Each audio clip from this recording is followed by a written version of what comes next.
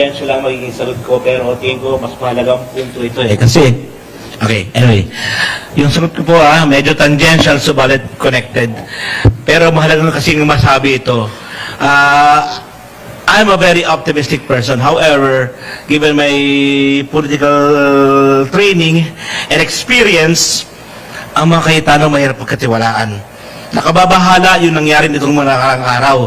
Nagkaroon tayo ng mga bagong artista sa Senado, no? Na kesyo, sinabi niya, was under attack.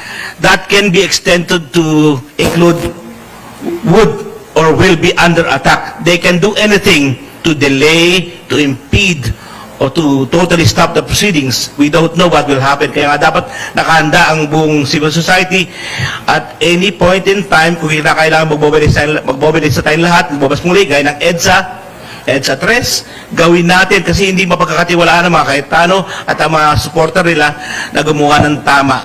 Yan ang tiyak ako.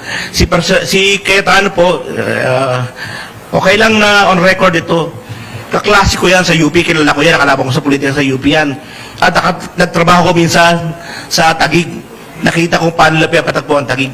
At masasabi ko ng tahasan, hindi ko mapagkatiwalaan ng mga Cayetano. At tandaan natin, kahit ano pwede gawin ng mga tao na yan. Sabi natin kanina ba, politics is perception, politics is addition. Dagdagan ko yan. Politics is the art of the possible. Anything can happen. We did not see what happened in the last few days, and we can see what will happen.